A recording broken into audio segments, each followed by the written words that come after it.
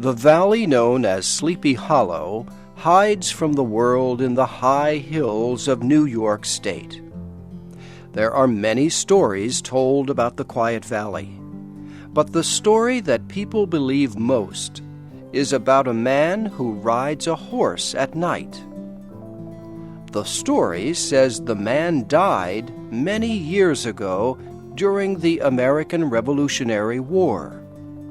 His head was shot off. Every night he rises from his burial place, jumps on his horse, and rides through the valley looking for his lost head. Near Sleepy Hollow is a village called Tarrytown. It was settled many years ago by people from Holland. The village had a small school and one teacher named Ichabod Crane. Ichabod Crane was a good name for him because he looked like a tall bird, a crane. He was tall and thin like a crane. His shoulders were small, joining two long arms. His head was small too, and flat on top. He had big ears, large, glassy green eyes, and a long nose. Ichabod did not make much money as a teacher, and although he was tall and thin, he ate like a fat man.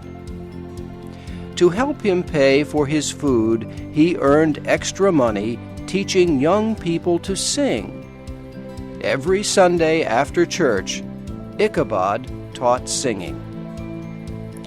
Among the ladies Ichabod taught was one Katrina Van Tassel. She was the only daughter of a rich Dutch farmer. She was a girl in bloom, much like a round, red, rosy apple. Ichabod had a soft and foolish heart for the ladies, and soon found himself interested in Miss Van Tassel. Ichabod's eyes opened wide when he saw the riches of Katrina's farm. Miles of apple trees and wheat fields, and hundreds of fat farm animals. He saw himself as master of the Van Tassel farm, with Katrina as his wife. But there were many problems blocking the road to Katrina's heart. One was a strong young man named Brom Van Brunt. Brom was a hero to all the young ladies. His shoulders were big, his back was wide, and his hair was short and curly. He always won the horse races in Tarrytown and earned many prizes. Brom was never seen without a horse. Sometimes, late at night, Brom and his friends would rush through town shouting loudly from the backs of their horses. Tired old ladies would awaken from their sleep and say, "Why, there goes Brom Van Brunt leading his wild group again." Such was the enemy Ichabod had to defeat for Katrina's heart. Stronger and wiser men would not have tried, but Ichabod had a plan.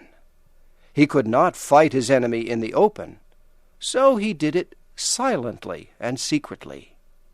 He made many visits to Katrina's farm and made her think he was helping her to sing better. Time passed, and the town people thought Ichabod was winning. Brom's horse was never seen at Katrina's house on Sunday nights any more. One day in autumn, Ichabod was asked to come to a big party at the Van Tassel home. He dressed in his best clothes. A farmer loaned him an old horse for the long trip to the party. The house was filled with farmers and their wives, red-faced daughters, and clean, washed sons. The tables were filled with different things to eat. Wine filled many glasses.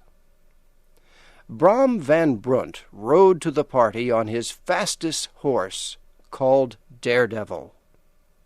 All the young ladies smiled happily when they saw him. Soon music filled the rooms, and everyone began to dance and sing. Ichabod was happy dancing with Katrina as Brom looked at them with a jealous heart. The night passed. The music stopped, and the young people sat together to tell stories about the Revolutionary War. Soon, stories about Sleepy Hollow were told. The most feared story was about the rider looking for his lost head.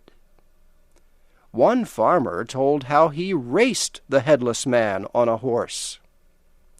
The farmer ran his horse faster and faster. The horsemen followed over bush and stone until they came to the end of the valley. There, the headless horseman suddenly stopped.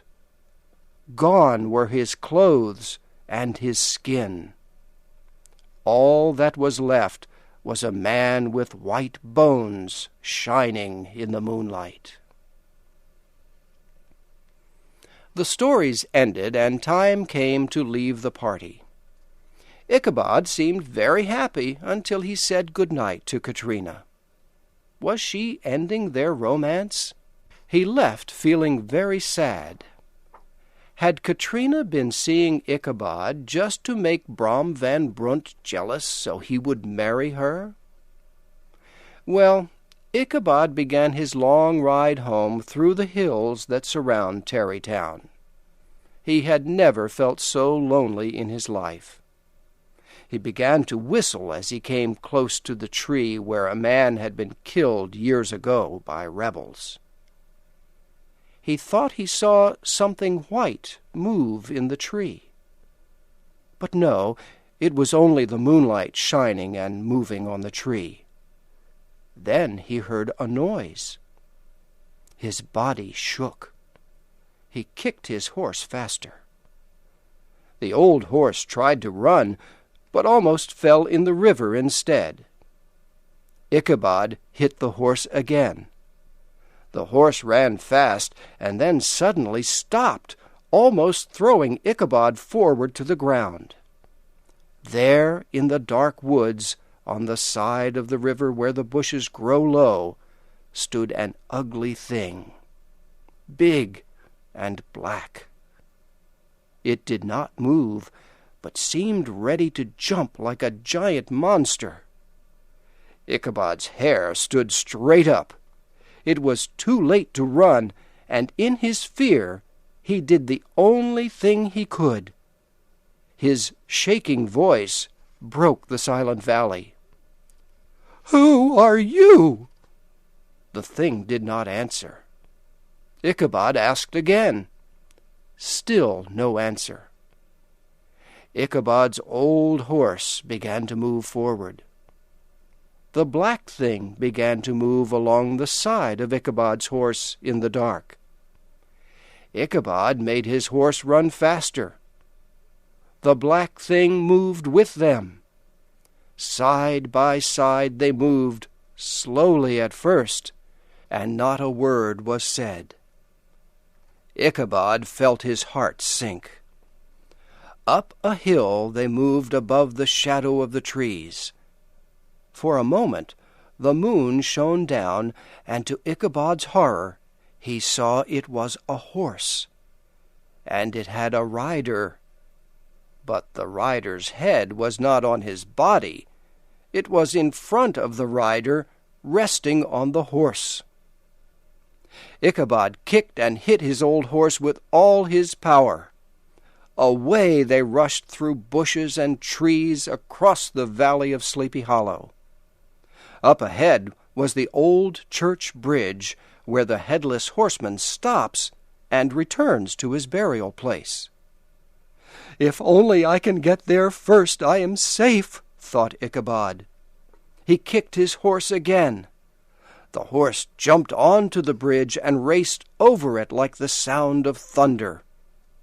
Ichabod looked back to see if the headless man had stopped. He saw the man pick up his head and throw it with a powerful force. The head hit Ichabod in the face and knocked him off his horse to the dirt below. They found Ichabod's horse the next day peacefully eating grass. They could not find Ichabod. They walked all across the valley. They saw the footmarks of Ichabod's horse as it had raced through the valley. They even found Ichabod's old hat in the dust near the bridge. But they did not find Ichabod. The only other thing they found was lying near Ichabod's hat. It was the broken pieces of a round orange pumpkin. The town people talked about Ichabod for many weeks. They remembered the frightening stories of the valley, and finally they came to believe that the headless horseman had carried Ichabod away. Much later, an old farmer returned from a visit to New York City. He said he was sure he saw Ichabod there. He thought Ichabod silently left Sleepy Hollow because he had lost Katrina. As for Katrina, her mother and father gave her a big wedding when she married Brom Van Brunt. Many people who went to the wedding saw that Brom smiled whenever Ichabod's name was spoken, and they wondered why he laughed out loud when anyone talked about the broken orange pumpkin found lying near Ichabod's old dusty hat.